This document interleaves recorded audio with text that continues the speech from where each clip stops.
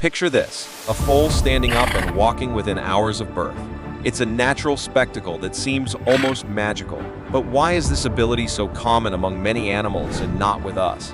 The answer lies in two key aspects of being human: our large brains and our bipedal, or upright, walking. These traits set us apart from other animals, but they also create unique challenges. To support our upright posture, our hips had to change shape. This new shape, however, led to a narrower birth canal, making childbirth more complex. Babies are born with relatively underdeveloped brains and soft, flexible skulls. This underdevelopment allows their heads to pass through the birth canal more easily. This developmental delay makes human infants more vulnerable and dependent on their caregivers. It takes time for their brains to mature enough to control all the complex movements needed for walking. In a study conducted by Martin Garwicks of Lund University in 2009, 24 different species were compared to understand how long it took them to start walking. Interestingly, when considering development from conception, humans reach walking milestones at similar stages to other animals. Our bipedalism also adds complexity to our walking. Unlike quadrupeds,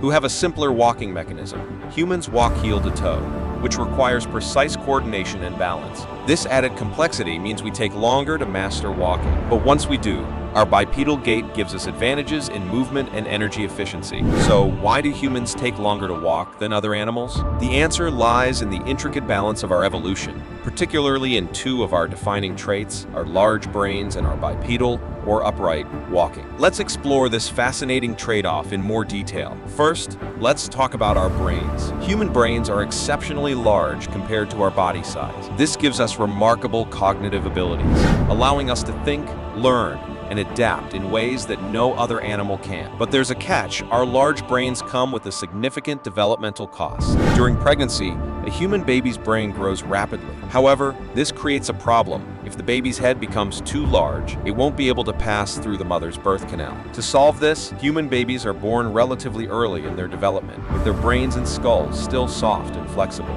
This means that while we are born with remarkable potential, we also require more time to mature and develop after birth. After birth, a baby's brain continues to grow at an astonishing rate. In the first few years of life, the brain doubles in size. This rapid growth is why human infants are so dependent on their caregivers. They need time to develop the motor skills and neural connections necessary for complex actions like walking. Now, let's consider our bipedal evolution. Millions of years ago, our ancestors made a significant shift from moving on all fours to walking upright on two legs. This change brought numerous advantages, such as freeing our hands to use tools and increasing our ability to see over tall grasses. However, walking on two legs also required significant changes to our skeletal structure, particularly our pelvis and lower back. To walk upright, our hips needed to become narrower and more supportive. This adaptation made childbirth even more challenging because it further narrowed the birth canal. The combination of a large brain and a narrow pelvis means that human babies are born less developed and more dependent compared to many other animals. In contrast, many other animals, like horses and deer, are born at a more advanced stage of development. Their brains and bodies are more fully formed at birth, allowing them to stand and walk within hours. This immediate mobility is crucial for their survival in the wild, where predators are a constant threat. This evolutionary trade-off, our large brains and bipedal posture, has given humans extraordinary capabilities. But it also means we need a longer period of growth and development after birth. Our extended childhood allows us to learn, explore, and develop the complex skills that define our species.